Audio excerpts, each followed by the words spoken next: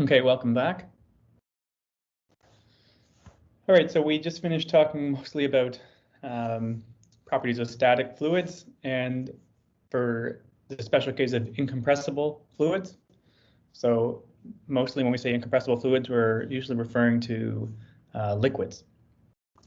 There's another measure that's related to hydrostatics, and that's used quite a bit, and it's just another term that's used to define pressure, and it's called pressure head or head pressure.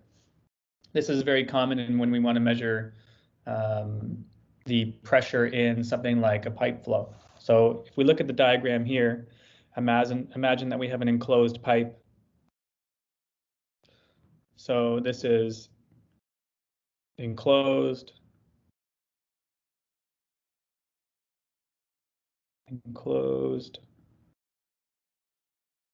pipe. My goodness. So that just continues. The fluid that's in there might be moving, it might not be moving, but it's at some pressure.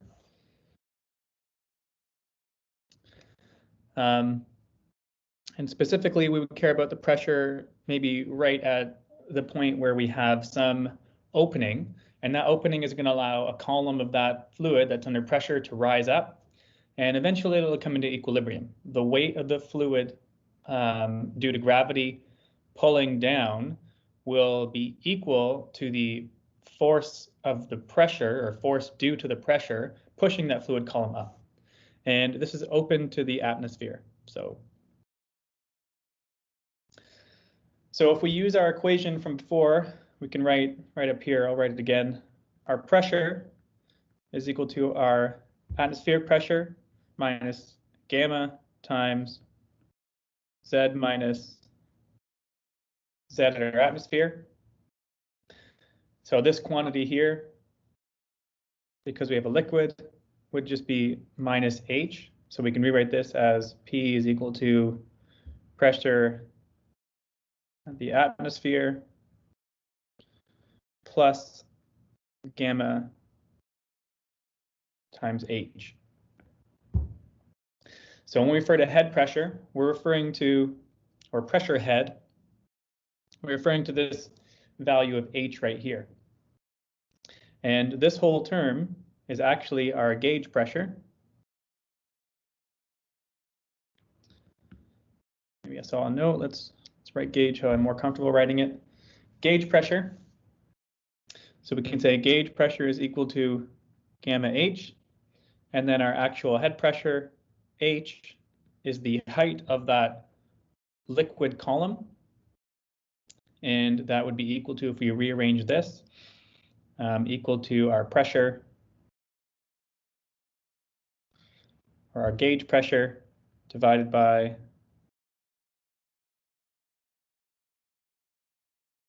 gamma. So as an example, let's assume that the pressure here is equal to 480 kPa. So what would be the pressure head in terms of water and in terms of mercury? So we know the pressure, and we can say the pressure head for water would just be at 480 divided by our specific weight of water. If we write that in consistent units, that would be 9.789, and that's in units of kilonewtons per meter cubed. Kilonewtons per meter cubed. And up here we have kPa. So our head pressure, our pressure head would be 49.0 meters, and that's for H2O. So that would mean if we had a vessel that had a pressure, gauge pressure inside of 480 kPa, and we wanted to have a water column or an open column to the atmosphere above that. That column would have to be at least 49 meters tall to prevent the water from shooting or spilling at the end of it. So let's say now this container is containing mercury. What would be the height of the water column or the pressure head if we had mercury? So the pressure is the same, 480. The specific weight of mercury is 132.9 kilonewtons per meters cubed.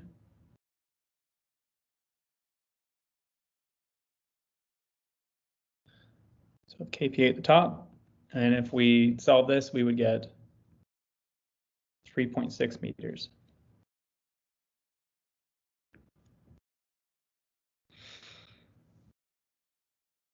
So yeah, don't think of, the way I like to think of the H value is just for a pressure P or a given pressure, gauge pressure, what is the equivalent water column height to get to that same pressure?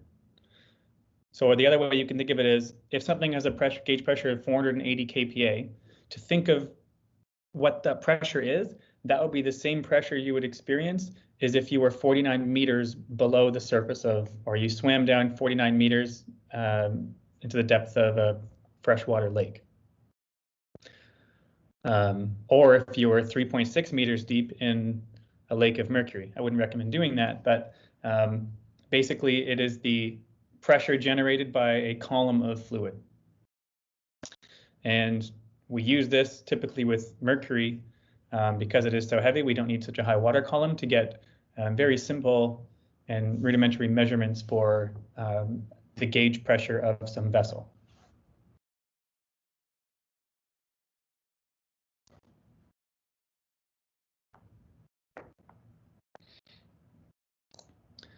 All right, so that's everything about incompressible fluids, or talking a lot about static pressure variation and properties of incompressible fluids. Now, what about compressible fluids?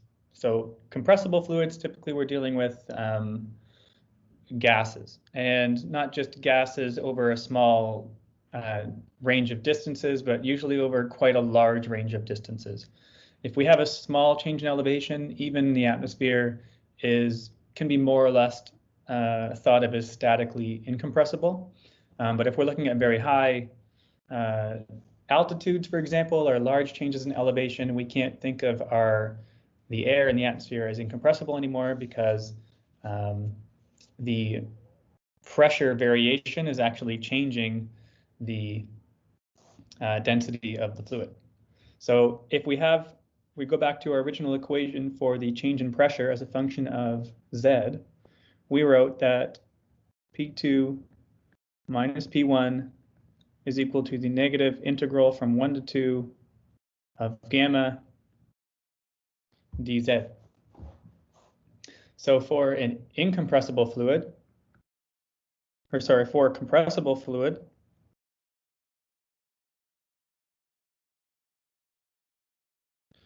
we now have gamma is some function of Z. So our specific weight will change as we get to different elevations. And this diagram here is just showing roughly the air density and air pressure as a function of altitude. There's no actual units in this, but just so you know, it more or less decays somewhat exponentially. And then on the right-hand side, it's just showing an air column, 1 inch squared. And if you were to sum up the weight of all of the particles, all of the atoms or molecules of air in that 1 inch squared water or column, all the way up to the top of the atmosphere, then that would add up to a total weight of 14.7 pounds on the ground. So atmospheric pressure is about 14.7 psi. And this is kind of what that looks like in a picture. So when we're talking about fluids or liquids and incompressible liquids, we're usually looking at the pressure relative to an atmospheric pressure, or the pressure of the surface. When we're talking about compressible gases, or the atmosphere in particular, we need to have some other kind of reference now, because what is the atmospheric pressure if it's changing all the time? So there is a point that has been defined at a distance of about 100 kilometers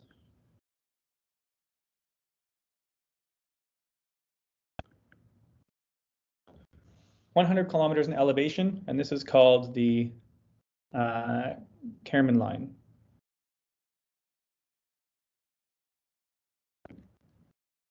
And at this line, we say we have basically reached space, and the pressure in space is equal to 0. So if we compare this to different points on Earth, from ground elevation, it's about 100 kilometers down from the Kármán line, the top of Mount Everest. So peak of Mount Everest.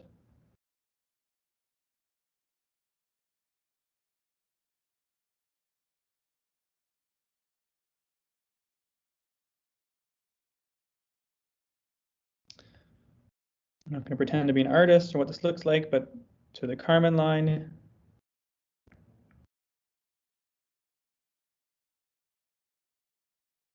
is about 91 kilometers. And if you're in a hot air balloon or commercial aircraft, I don't think hot air balloon would ever go to a commercial aircraft height.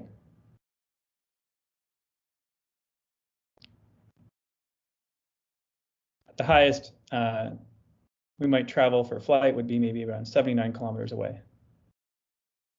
So just to give you some perspective of how high 100 kilometers in altitude, it is quite high. Essentially, once we're at that altitude, there is no atmosphere anymore, and the pressure is 0. So the pressure of the atmosphere, when we're talking about these measurements, is the absolute pressure. It's related to the pressure in space, which is 0 pressure.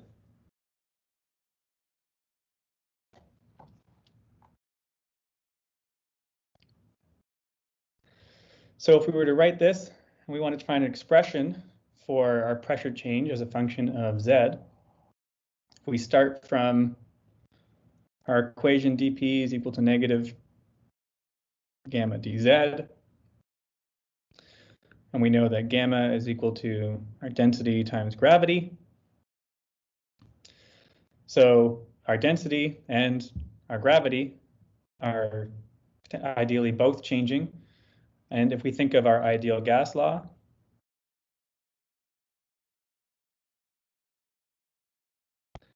says that our pressure is equal to our density times the gas constant times temperature. So we can then relate this and say our specific weight is equal to pressure times gravity divided by RT. So pressure and temperature are going to come into play, and they change at different altitudes. And so we can then rewrite our main equation, dP is equal to negative gamma dz, which is equal to negative pressure times gravity divided by RT dz. So now we have pressure on the right and left-hand side, so we have to get those together.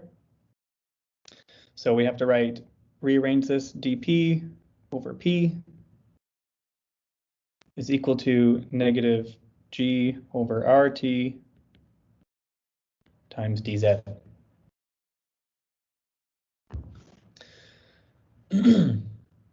So in this case, P and T must be absolute pressure and temperature.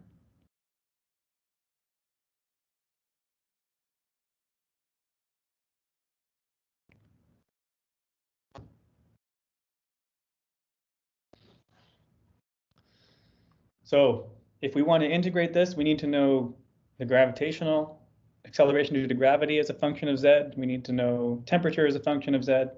And then we could integrate. So what are those as functions of z? Also, what is the pressure as a function of z?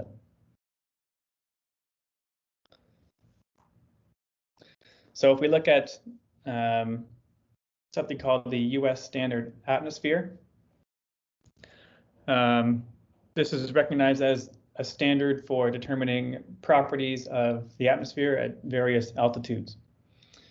So there are approximations for temperature distribution depending on our height. And this section right here is a constant temperature. And this would be in a range of, let's see, 11 kilometers less than z is less than 20.1 kilometers. And then section below this, we approximate the temperature as T is equal to T0 minus some parameter B, capital B times Z. And T0 is equal to 288.16 Kelvin. And B is equal to 0.00650 Kelvin per meter. So T0 could be taken as our reference temperature, which is 15, or standard temperature at the sea level. And then B would be the rate of temperature change or rate of temperature decrease. So the temperature decrease is about 0.0065 Kelvin for every meter of elevation gain up into about 11 kilometers. And then at 11 kilometers, our temperature is constant at around negative 56.5 degrees Celsius. So negative 56.5 degrees Celsius. And then above that, there are some other expressions that can describe this. So that region that we have from 0 to 11 kilometers, we call troposphere.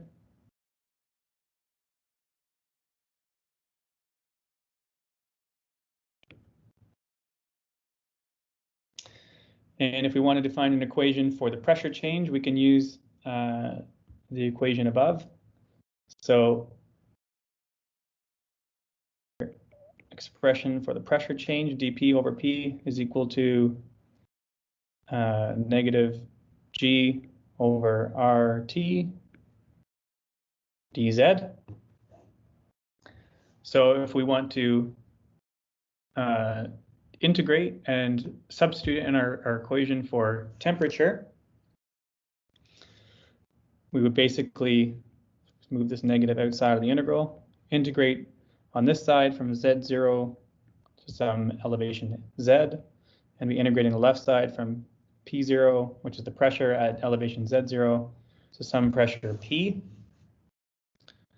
And if we substitute in that equation for the troposphere region, we would get P is equal to P0 times 1 minus that constant B times Z divided by T0, all raised to the power of G over RB.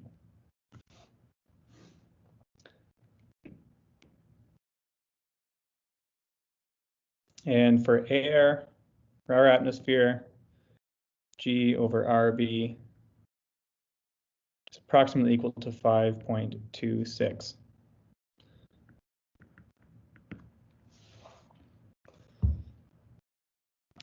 So if we move further up,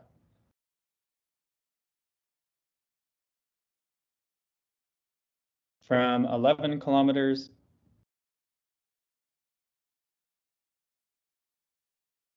to 21 or 20.1 kilometers.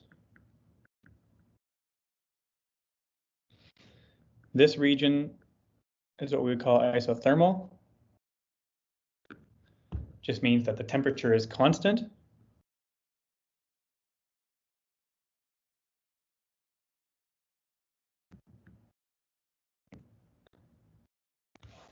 So in this region, our just T is a constant value, so we can just integrate the above equation same way. So we get P0 P dP over P is equal the integral from Z0 to Z, negative Z0 to Z of G over RT, except this time our temperature is constant. And if we do this, we would get our equation for this region as P is equal to P0 to the exponential of negative G over RT0, Z minus Z0.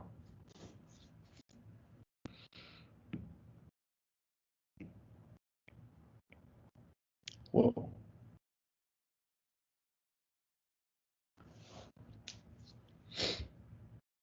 All right, so these two equations basically give us the static pressure. So this is static atmospheric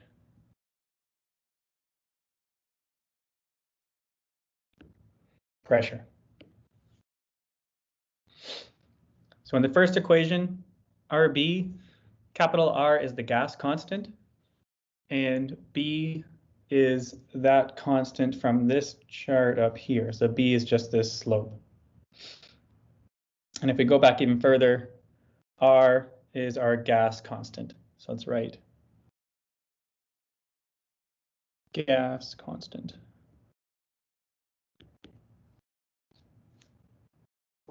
And that just comes from the ideal gas law.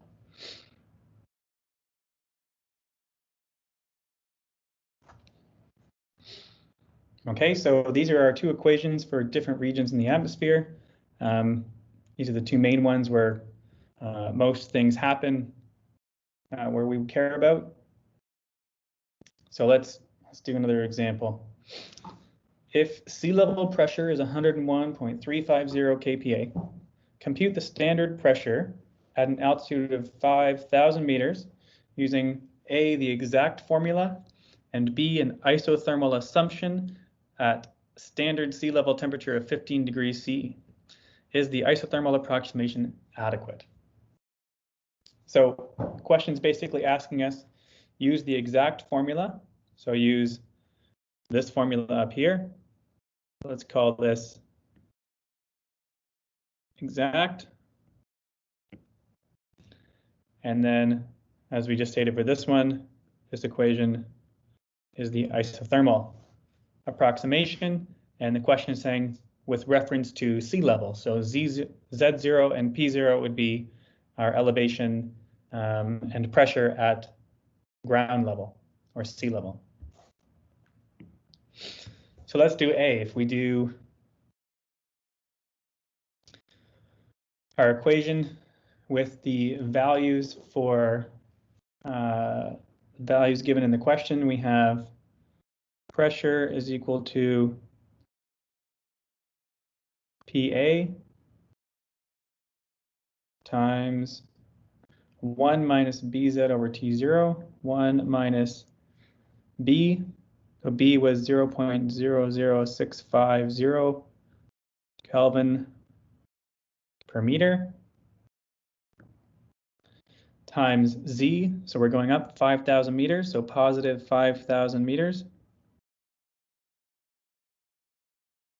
And this is all divided by T0. So our T0 is 288.16 Kelvin.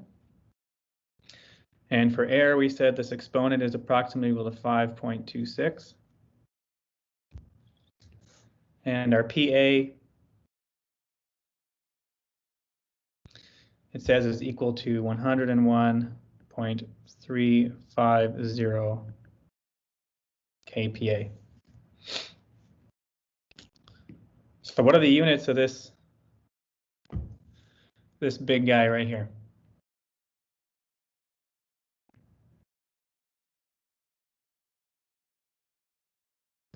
Is it unitless?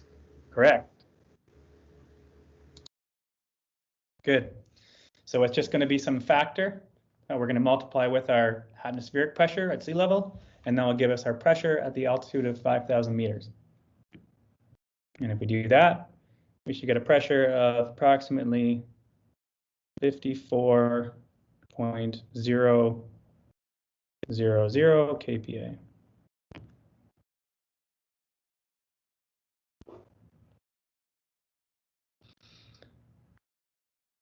So that is, according to the exact equation, the exact pressure at an altitude of 5,000 meters given the temperature of 15 degrees Celsius at sea level, which is 288.16 Kelvin, and 101.35 kPa at that same sea level.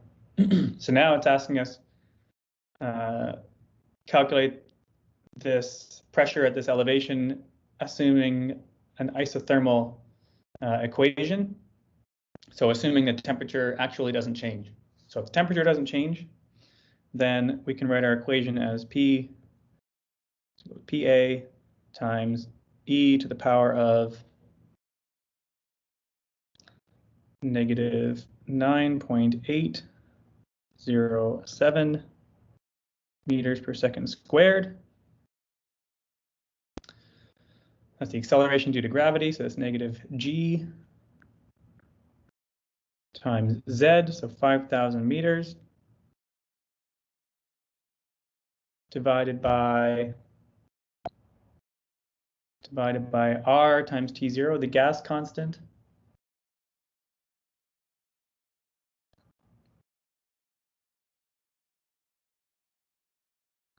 Gas constant is 287 meters squared per second squared Kelvin. And that is for air. And then finally, our temperature, our reference temperature T0 is 288.16 Kelvin.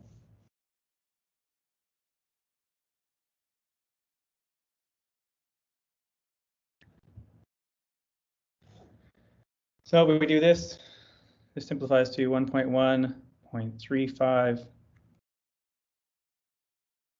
kPa times negative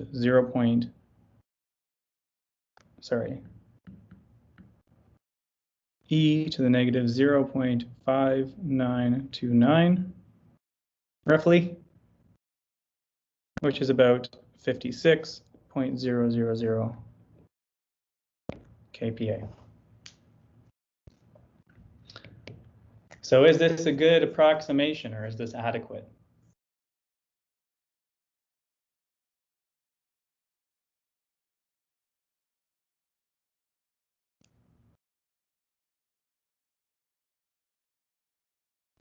So it depends on how accurate we need our calculation to be.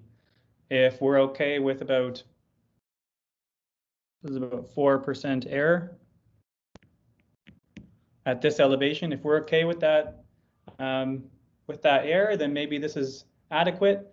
4% error a lot of the times is a little bit high. So probably no if 4% error is too much.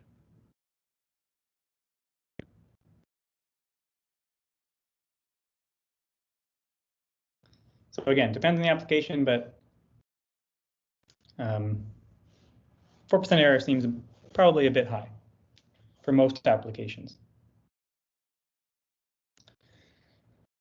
All right, the notes kind of jump around a bit in this section of static fluids. But if we go back to, that basically covers most of the application of compressible fluids. Most of what we're going to be dealing with this class is incompressible fluids. So if we quickly get back to incompressible fluids now and look at some applications of incompressible fluids, one of them is hydraulic machinery. So hydraulics uses the concept of Pascal's law, where if we apply a pressure at one point, it's going to exert the same pressure change at another point in a confined fluid. So if we think of this system right here, we have a confined fluid. Our hydraulic fluid is enclosed in this pipe, and at each end there are two plungers, let's say, and each plunger has a different area. And we can apply a force at plunger 1, and that will result in a equivalent pressure increase at plunger 2. And because that's acting over a larger area, force at P2 that it generates is the pressure times the area. So we would have a mechanical advantage. And that is basically how hydraulic systems work. So if we basically balance these forces and apply Pascal's law, we can see that the force, if we ignore the effects of change in height, because usually in hydraulics, the pressure inside this is so much higher than any pressure change due to the elevation that we can usually ignore. So we can say in hydraulics, our hydraulic machinery, we usually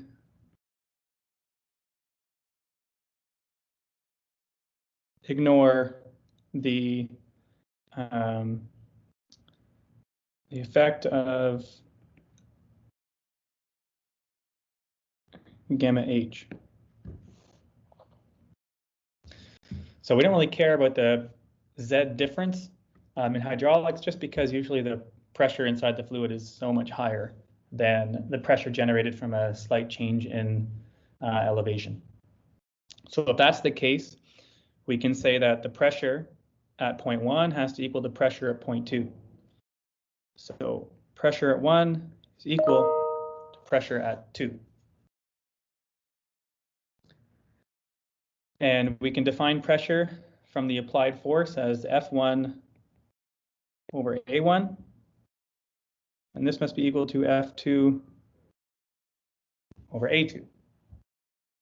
And we could also write that F2 is equal to F1 times A1 over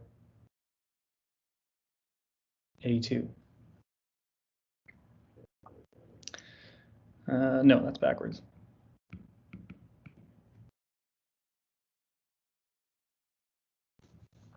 So from this, we can say if A2 is greater than A1, then F2 is going to be greater than F1. And they're going to be proportional. And we can define something as mechanical advantage.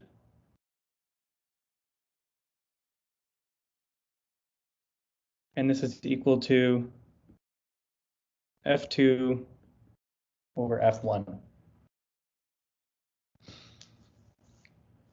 So in order to generate a large amount of force at point 2, if we have a smaller area, a much smaller area at point 1, then we can use a significantly lesser force at F1 to generate a huge amount of force at F2.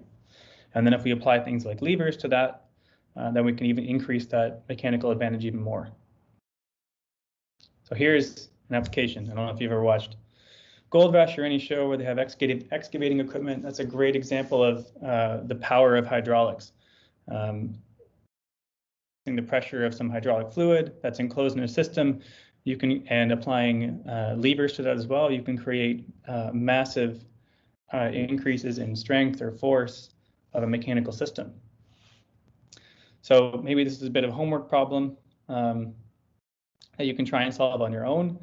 But in this question, we have this system here where we have a lever. We're applying a force F, and it pivots around a pivot point. So it has a lever arm, and it is connected to this plunger piston, which has a diameter of 28 millimeters. And at the other end of that enclosed fluid, or that hydraulic system, is the lift piston. It has a larger diameter of 80 millimeters, and the weight that it's trying to lift is 10 kilonewtons. So what is the force that you would need to apply at the end of the lever to lift the weight of 10 kilonewtons?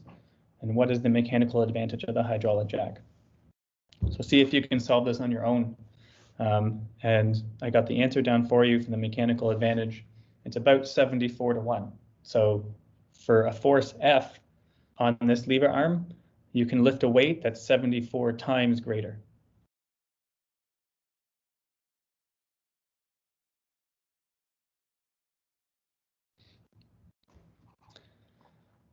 So to finish up today, we're just basically going to spend the last bit talking about static pressure measurements, or a field of fluid mechanics that deals with actually measuring static pressure or pressure in fluids.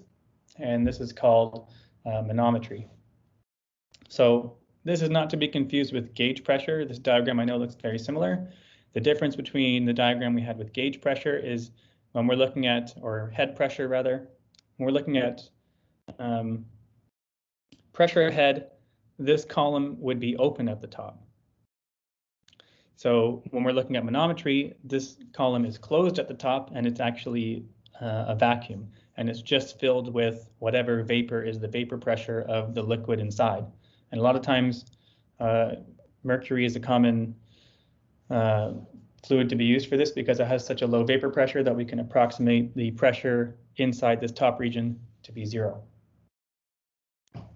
So what manometry does is it basically is a way of measuring atmospheric pressure, or this device anyway is a barometer, and it's used to measure atmospheric pressure.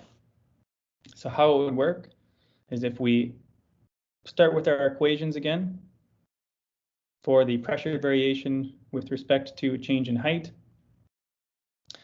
We said dP was equal to negative gamma dz, and we said, okay, if gamma is constant and we integrate, we get P2 minus P1 is equal to negative gamma Z2 minus Z1.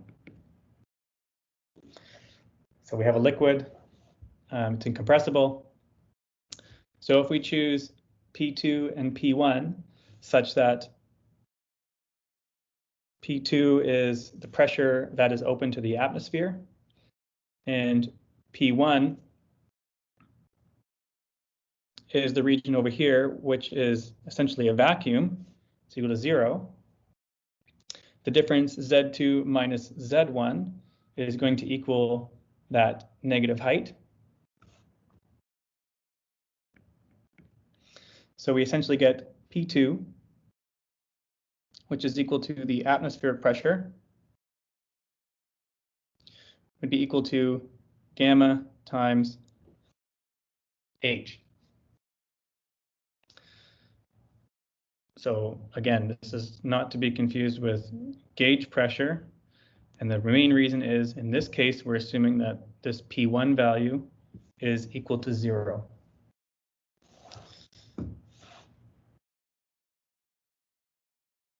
So this is essentially how a barometer works.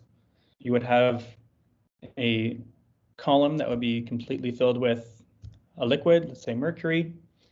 And if we invert that column and place it into a container that's open to the atmosphere, that column will want to drop due to the weight of the column due to gravity. So we say this is the weight of that column, and it's going to fall into equilibrium when the pressure difference, so the pressure of the atmosphere, is counteracting that weight. And if we apply our equation, we can solve for pressure, which is pressure of the atmosphere, is equal to the specific weight of the liquid times the height of that column. And if we rearrange this again, we can show that just like with head pressure, this is equal to the atmospheric pressure divided by the specific weight of that liquid.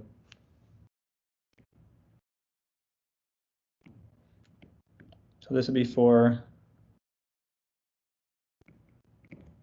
a barometer.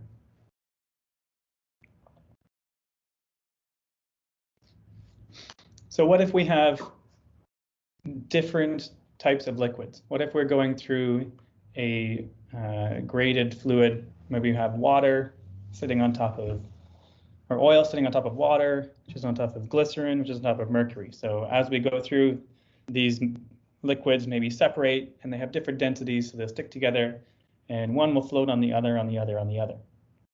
So how would we calculate the pressure difference from one layer to the next? Well, if we have defined our Z values, Z1, Z2, Z3, Z4, and Z5, we can use the same equation to calculate the pressure difference between the two. So we can write for the oil, the region that's in oil, P2 minus P1 is equal to negative rho of oil times gravity, which is our gamma, times Z2 minus Z1. And we can do the same thing for each section. So P3 minus P2 is equal to negative rho water times gravity times Z3 minus Z2. P4 minus P3 is equal to negative rho glycerin, density of glycerin times gravity times Z4 minus Z3. And then lastly, P5 minus P4 is equal to negative density of mercury times gravity Z5 minus Z4. So at the very bottom, we would have P5 minus P1. If we wanted to relate the two, that would be our sum. And we'll notice that as we go down, there's a pattern with which Z terms are positive and which Z terms are negative. And we can rearrange this to simplify how we would find this. So if we were to just write down what is our total pressure difference between 0.1 and 0.5, we would basically add all of these equations together. So we can say P5, P1 is equal to negative gamma of oil, Z2 minus Z1 minus gamma water, Z3 minus Z2 minus gamma glycerin, Z4 minus Z3 minus gamma of mercury, Z5 minus Z4. So basically, calculate the pressure change within each continuous fluid. And if you find the equations for P2, P1, and then P3, P2, and so on, to find the total change, maybe P5 all the way to P1, you just add those expressions together. You add up all those changes in pressure, all those delta P's, and that will give you the total change in pressure. And then you end up with this big summation here. So this would be total pressure change.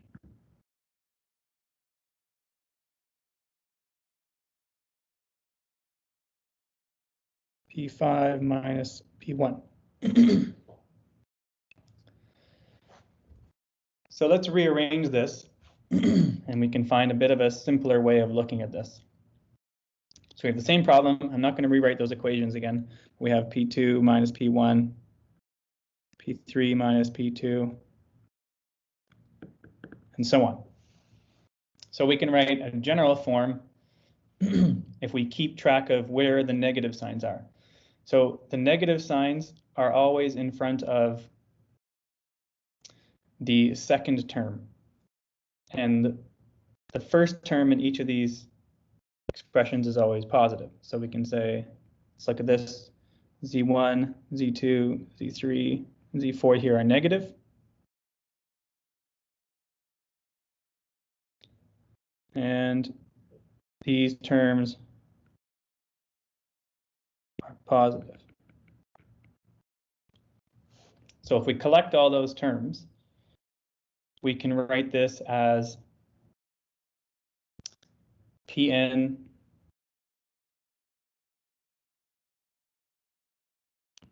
so the general case Pn, so however many layers we're going, minus P1, that top layer, is going to be equal to the sum of the specific weights times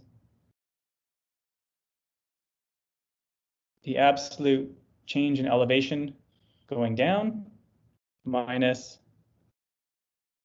the specific weights times the change in elevation, the absolute change in elevation going up. So this is a different color.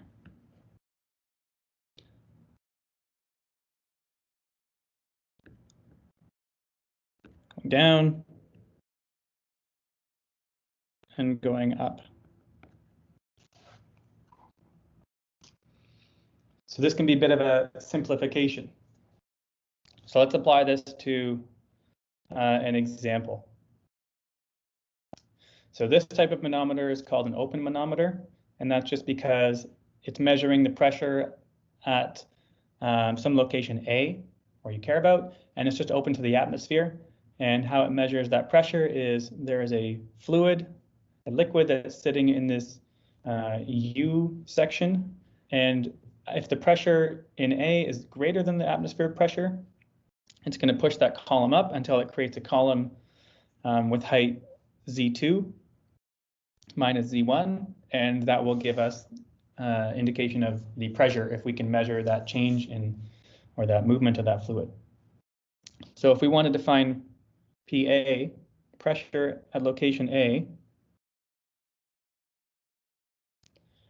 with respect to pressure at location 2, and we can see here pressure at location 2, if this is open to the atmosphere, pressure at location 2 is basically the atmospheric pressure.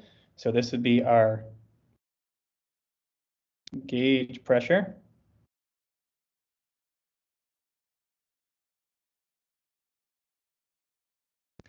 We can write this as the sum of gamma i's times our change in elevation going down minus gamma I times hi going up.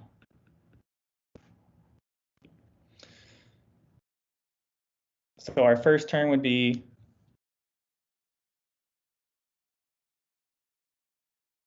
gamma 2 Z2 minus Z1 minus gamma 1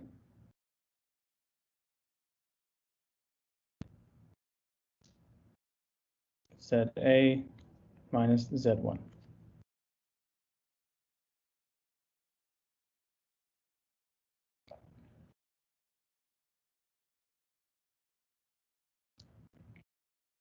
So here, I know it's drawn in the same color, but this would be a different density. So we have rho 1 and rho 2. We could also just call this gamma 1 and gamma 2. So going down is going from A right here, said A, or sorry,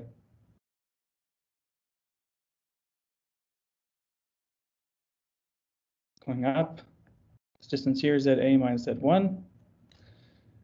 And then this jump across, we know the pressure is going to be constant because it's a constant fluid, it's a constant horizontal plane. So we only care about this jump over here now. And this is Z1 minus, or sorry, Z2 minus Z1.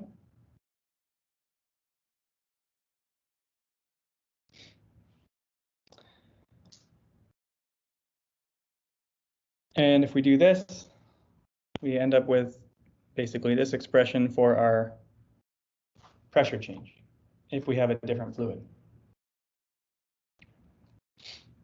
So we'll do an example with this, a numerical example, in just a second. So there's different types of manometers, and they just depend on the shape. That was an example of a type of manometer called a U-tube manometer.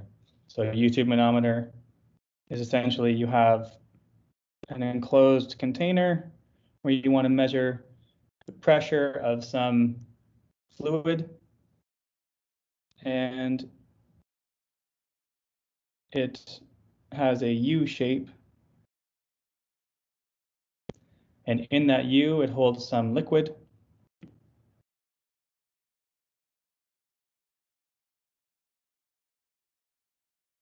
And depending on the pressure, you would have point A, you would have a gauge fluid. We call this the gauge fluid. And we would measure the distances H1 and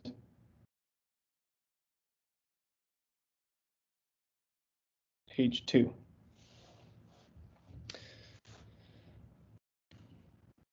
Another type of manometer is an inclined tube manometer, and this is usually used to measure the difference in pressure between two fluids. So a U-tube manometer might be open to the atmosphere. An inclined tube manometer would have two enclosures on each end, and the inclination would give very fine readings on the pressure difference between two vessels. So we'd have vessel A, and then we'd have an inclined tube section that would go to vessel B.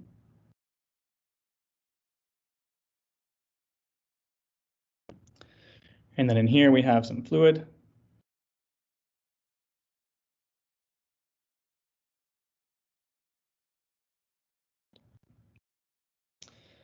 And the measurements that we would care about here would be this distance S1,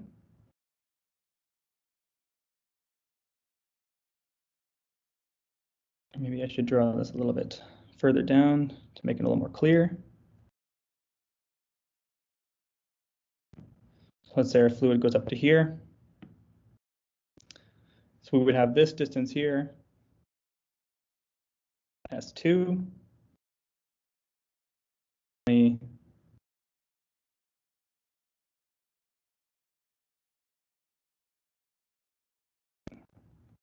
This distance, S3.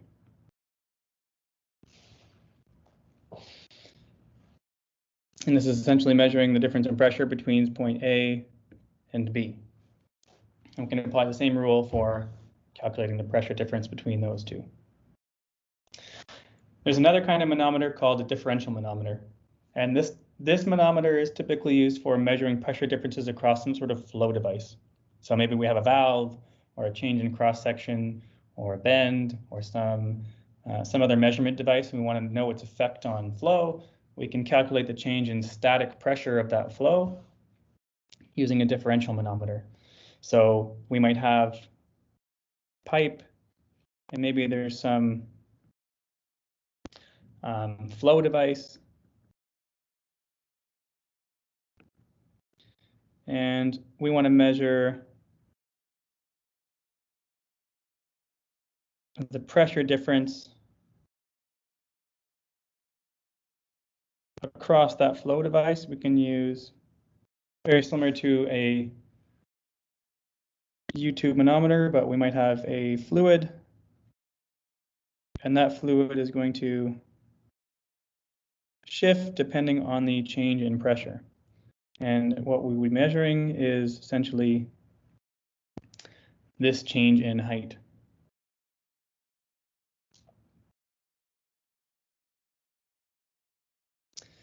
And the fluid might have some pressure 1, some pressure 2. And the fluid that is the gauge fluid would have a different density.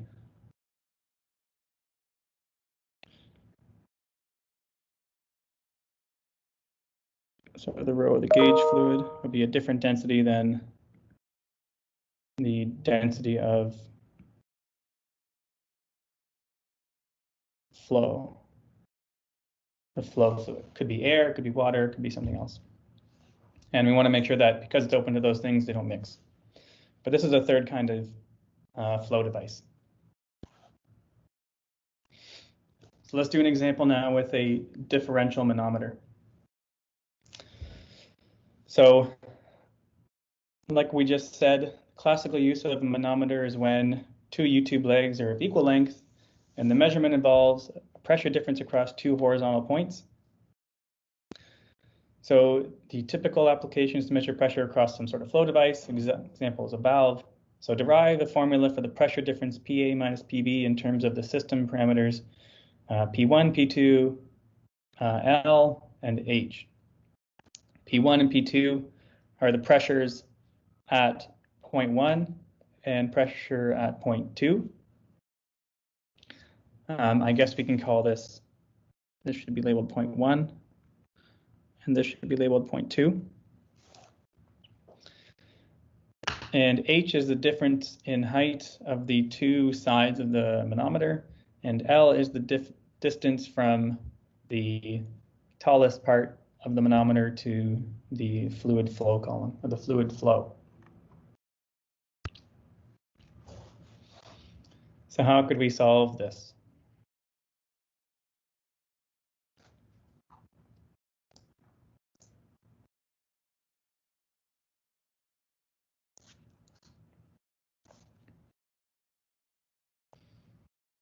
So let's start at 1 and go to 2 using the convention for adding and subtracting. So if we think of if we're going further down into a fluid, we should be increasing our pressure. So every term that we add, we should be adding to the total pressure. So at point 1, so let's start over here, P1, and then here will be P2. So P1, and if we move further down, we have to add the pressure due to the fluid column right here. So we're going to add, because it's going down,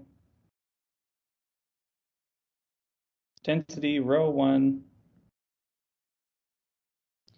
times G times that distance L plus H.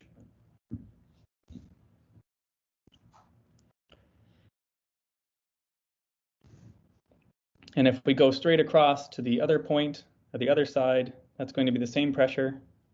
So the pressure right here, let's do that in red, pressure right here is the same as the pressure right here.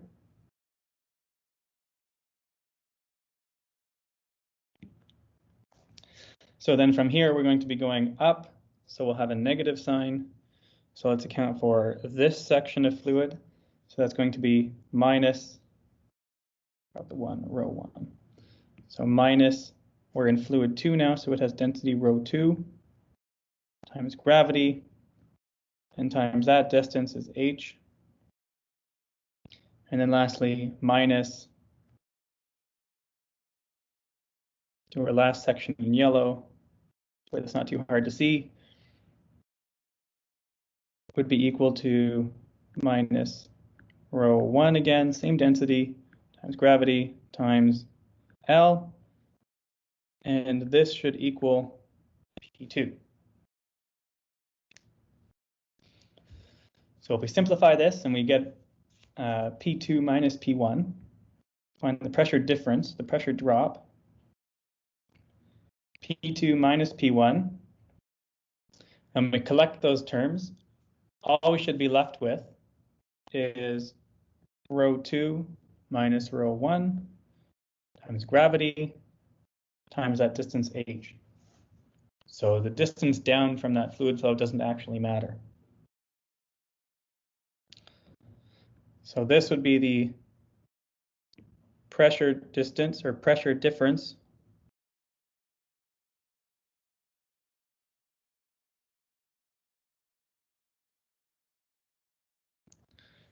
for a differential manometer. I'll the name there for a second.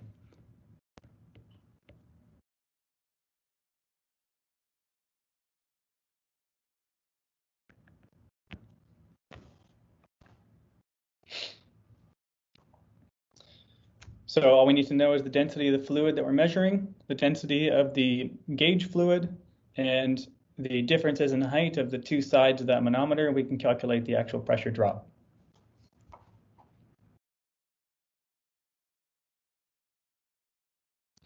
Let's do one last example.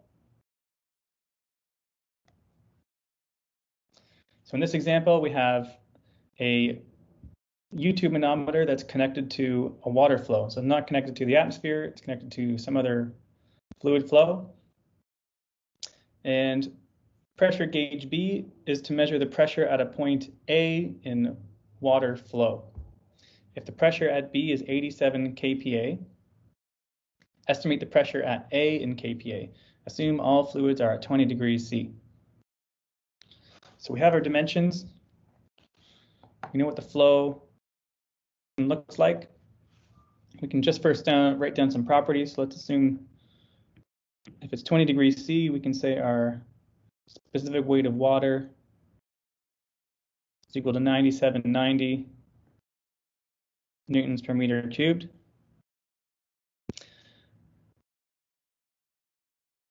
It says that the other fluid we have, that dark section, is mercury. So we can say the gamma of mercury is 1,000 or 133,100 newtons per meter cubed. And then we also have a specific weight of oil, and that is 8,720 newtons per meter cubed. So if we do the same steps as before, proceed from point A to point B, down, then up, jumping across at the left to the mercury point, we can calculate the pressure at the water flow. So let's start at pressure at A. We're going to go down 5 centimeters, so we're going to subtract density of water, so gamma water times 5 centimeters.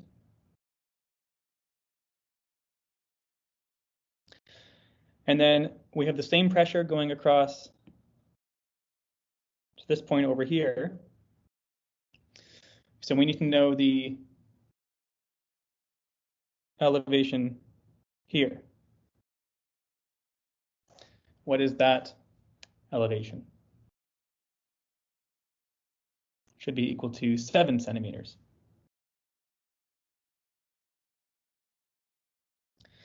So because it's going up, we're going to add, let's do this in green. So we're going to add, and this is gamma of mercury, and that's 7 centimeters. And then lastly, we're going to add, let's do this one in yellow again. We're going to add this column of fluid, which is our SAE oil, and that's going up another 6 centimeters. So plus gamma oil times 6 centimeters. And this will equal pressure at B, or gauge pressure at B. So if we do this, we know all of the values. We know the water values. If we convert centimeters to meters, and we know pressure at B is equal to 87 kPa. If we were to solve this and rearrange, we should find that pressure at A is equal to 96.4 kPa.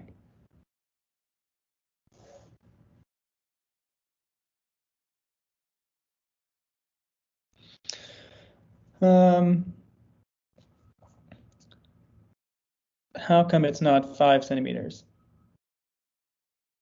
It is 5. You mean the blue section? I think maybe I just need to make it more clear. Just looks like a 6.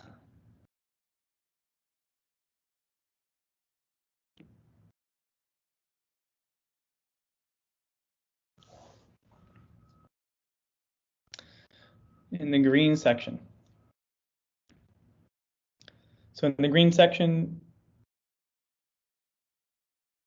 yeah, so whenever we see figures, never assume that the figure is to scale. That would be my advice to you, even if it doesn't say it's not to scale, assume it's not to scale and go by the measurements. So don't think you can get out a protractor and guess, or a ruler and make a guess. We know that the left-hand side is equal to 9 centimeters tall. And from the reference, the same measurement point at the bottom, we're assuming this line right across here is 4 centimeters. So the remaining distance is 11 or to get to 11 centimeters must be 7. So that's just by looking at the dimension of the diagram. So we should calculate that pressure at A is equal to 96.4 kPa.